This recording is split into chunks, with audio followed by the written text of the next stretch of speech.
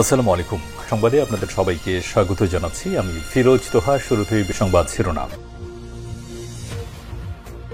পুরোদমে ইরান এবং ইসরায়েলের মধ্যে নতুন করে যুদ্ধ শুরু হয়েছে, আর এরই মাঝে আমাদের হাতে এসেছে যুদ্ধের সর্বশেষ গুরুত্বপূর্ণ তাজা আপডেট সংবাদ। প্রথমেই জানাবো, ভয় এবং আতঙ্কে চতুর্দিকে সেনা মোতায়েন করে রেখেছে ইসরায়েল। ইরানে হামলার পর ইরানের পাল্টা হামলার ভয়ে ইসরায়েলের চারদিকে ব্যাপক পরিমাণ সেনা মোতায়েন করেছে ইসরায়েল। এছাড়াও ইহুদিবাদী নেতানিয়াহু সরকারকে গ্রিসে সরিয়ে রেখেছে, যাতে করে ইরানে হামলা হলে দখলদার ইসরায়েলের প্রধানমন্ত্রী প্রাণে বাঁচতে পারে। আজ একটি ভিডিওতে এই তথ্য জানিয়েছে সংবাদ মাধ্যম আল জাজিরা।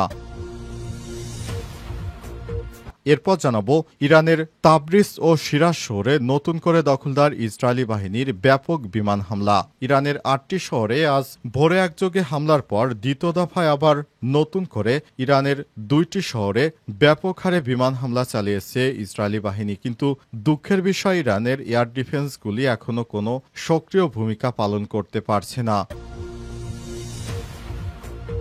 জানাবো, ইসরায়েলি হামলায় তেহরানে নিহত 78, আহত 329। ইরানি মিডিয়া।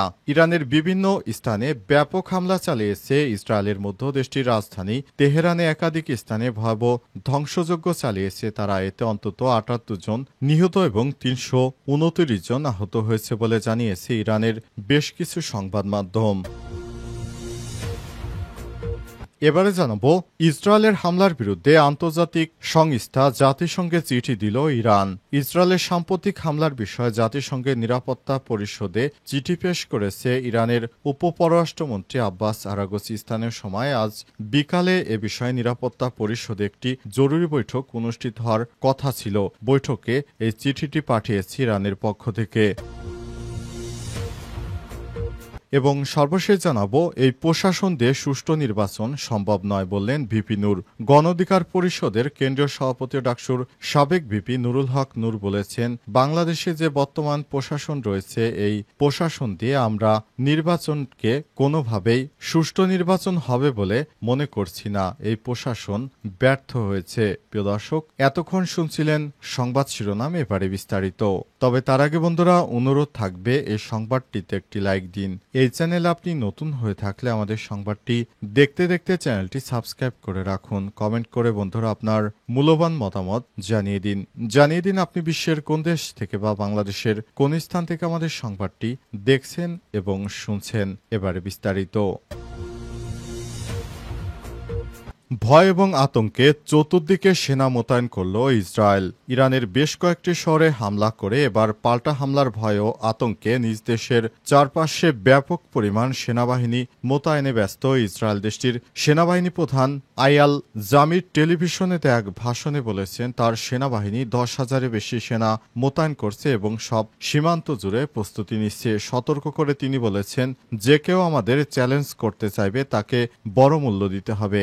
আয়াল জামির আরও বলেছেন, ইসরায়েলের জনগণকে আমি সম্পূর্ণভাবে সাফল্যের নিশ্চয়তা দিতে পারি না। ইরানি শাসক গোষ্ঠী প্রতিশোধ নিতে আমাদের উপর হামলার চেষ্টা করবে। এই হামলার সম্ভাব্য মূল্য আমাদের আগেই অভিজ্ঞতা থেকে আলাদা হবে। আমরা এই অভিযানের প্রস্তুতি অনেক আগে থেকেই নিচ্ছি।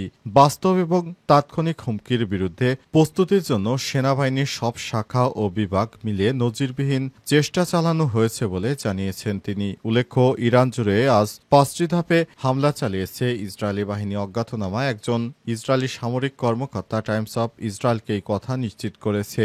এই কর্মকর্তারা বলেছেন, শত শত হামলা চালানো হয়েছে এবং অন্তত 8টি স্থানে শহরজুড়ে লক্ষ্যবস্তুতে আঘাত হানা হয়েছে। ইরানের সংবাদ মাধ্যমগুলো বলছে, ইরান জুড়ে 6 থেকে 9টি বিস্ফোরণের শব্দ শোনা গেছে। হামলা হয়েছে আবাসিক ভবনে। ওদিকে ইরানের পারমাণবিক স্থাপনা সহ দেশটির বিভিন্ন স্থানে ইসরায়েলের প্রাণঘাতী হামলার কঠোর জবাব দেওয়ার অঙ্গীকার করেছে তেহরানের। পরে ইরান জুড়ে ব্যাপক পরিমাণে ইসরায়েলের সেনা মোতায়েন করা হয়েছে। ইরানের তাবরিজ ও শিরাজ শহরে নতুন করে দখলদার ইসরায়েলি বাহিনীর ব্যাপক হামলা। ইরানের ৮টি শহরে আজ ভোরে একযোগে হামলার পর দুপুরে আবার নতুন করে আরেক দফা হামলা চালিয়েছে ইসরায়েল। নতুন হামলার লক্ষ্যবস্তু করা হয়েছে ইরানের শিরাজ ও তাবরিজ শহর, পাশাপাশি নাতানজ পারমাণবিক স্থাপনায় নতুন করে হামলা চালানো হয়েছে বলে জানিয়েছে ইরানি সংবাদ মাধ্যম। এর আগেই আজ দিনের শুরুতে ইরানের বিভিন্ন অঞ্চলে ইসরায়েলের বিস্তৃত হামলার খবর পাওয়া যায়। এরপর উত্তর পশ্চিমাঞ্চলীয় শহর তাবরিজে নতুন করে হামলার খবর আসে। সর্বশেষ তথ্য অনুযায়ী হামলার পরিধি আরও বিস্তৃত হয়েছে, যার মধ্যে আছে কৌশলগতভাবে গুরুত্বপূর্ণ নাতানজ পারমাণবিক কেন্দ্র। তবে এখন পর্যন্ত ইসরায়েল নতুন হামলা নিয়ে আনুষ্ঠানিক কোনো মন্তব্য করেনি। পরিস্থিতি দ্রুতই পরিবর্তিত হচ্ছে। নতুন তথ্য পাওয়ার সঙ্গে সঙ্গে তা হালনাগাদ করা হবে। তাসনিম নিউজ এজেন্সির খবরে বলা হয়েছে, তাবরিজ শহরে বিমানবন্দরের কাছাকাছি এলাকায় একাধিক বিস্ফোরণের শব্দ শোনা গেছে। রাষ্ট্রীয় টেলিভিশন বলছে, কয়েক মিনিট আগে পূর্ব আজারবাইজান প্রদেশে নতুন বিস্ফোরণ ঘটেছে। তাসনিম আরও জানায়, আগের হামলার ঢেউয়ের প্রদেশটিতে অন্তত 10টি স্থানে আঘাত হানা হয় এবং এতে কমপক্ষে 3 জন নিহত হয়েছে। ইসরায়েল কর্তৃপক্ষ হামলার নতুন এই তরঙ্গ ইরান জুড়ে উত্তেজনা আরও বাড়িয়ে দিয়েছে। কিন্তু আমাদের একটি বিষয় জানতে ইচ্ছে করে যে ইরানের এয়ার ডিফেন্স সিস্টেমগুলো কি করছে। ইসরায়েলি হামলায় তেহরানে নিহত ৭৮, আহত ৩৩৯, বলছে ইরানি মিডিয়া। দখলদার ইসরায়েলি বাহিনী ব্যাপক আকারে ইরানে হামলা চালিয়েছে। এই হামলায় সেখানে অনেক মানুষ মারা গেছে। দখলদার ইসরায়েলি বাহিনীর হামলায় সেখানে নিরীহ ইরানিদের লাশ পড়ে রয়েছে বিভিন্ন জায়গায়, যেগুলো সত্যি অন্তরের ব্যথিত করে। কিন্তু তারপরেও আমরা কোনো কিছু করতে পারছি না, বা মুসলিম বিশ্ব এখনো চুপ হয়ে বসে আছে। ইরানের কি কোনো সমর্থন নেই যে তারা ইসরায়েলের এই হামলাকে প্রতিহত করবে? ইসরায়েল একাই কয়েকটি রাষ্ট্রের সঙ্গে যুদ্ধ করছে, তারপরও তারা কিভাবে টিকে আছে? আর মুসলিমদের যে এত অধঃপতন, সেটি আমাদের বিবেককে নাড়িয়ে দিয়েছে। মুসলিমরা এখনো কিছুই করতে পারেনি। তারা শুধুমাত্র একে অপরের সমালোচনা নিয়ে ব্যস্ত। কিন্তু এইভাবে মুসলিমদেরকে হত্যা করছে, কিন্তু দখলদার ইসরায়েলি বাহিনীর বিরুদ্ধে এখনো কার্যকর কোনো প্রতিরোধ গড়ে তুলতে পারেনি মুসলিম বিশ্ব। এটি সত্যি আমাদের জন্য দুর্ভাগ্য। এই দুর্ভাগ্যকে বহন করে আমরা সামনের দিকে এগিয়ে যাচ্ছি। এটি আমাদের জন্য খুবই খারাপ একটি সংবাদ। তারপরেও আমরা কি আর করার? মুসলিমরা পারছে না, কিন্তু তাদের চাপার জোর কমে না। তারা বিভিন্ন রাষ্ট্রের সঙ্গে হুমকি ধামকি দিচ্ছে, কিন্তু কাজের বেলায় কিছু পারছে না। এটি আমাদের আবারও মুখোশ উন্মেচিত হলো যে মুসলিমরা আসলে কিছু পারে না, কিন্তু কথার ফুলঝুরি দিয়ে তারা সবকিছু অর্জন করতে চায়। ইরানে হামলার পর সেটি দেখা যাচ্ছে। ইরান বারবার হুমকি ধামকি দিচ্ছে, এত প্রক্সি বাহিনী বানিয়েছে, কিন্তু বাস্তবে ইরানের প্রতিরক্ষা ব্যবস্থা খুবই দুর্বল, সেটি প্রমাণিত হয়েছে।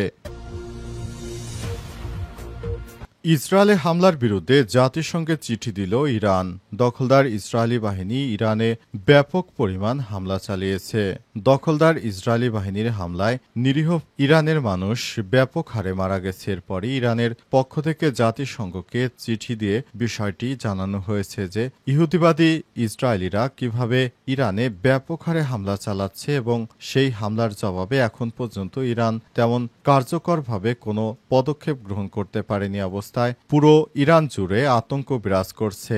সকালে প্রথম এক দফায় হামলার পর দুপুরে আবারও ব্যাপক হারে সেখানে বিভিন্ন শহরে ইসরায়েল হামলা চালিয়েছে। এই হামলায় ব্যাপক ক্ষতির সম্মুখীন হয়েছে ইরান, কিন্তু এখনও ইরানের পক্ষ থেকে কার্যকর কোনো পদক্ষেপ গ্রহণ করা হয়নি। ইরান এখনও পারেনি দখলদার ইসরায়েলের বিরুদ্ধে কোনো শক্ত পদক্ষেপ নিতে। কিন্তু এদিকে জর্ডানের আকাশ ঘিরে রেখেছে যুক্তরাষ্ট্র।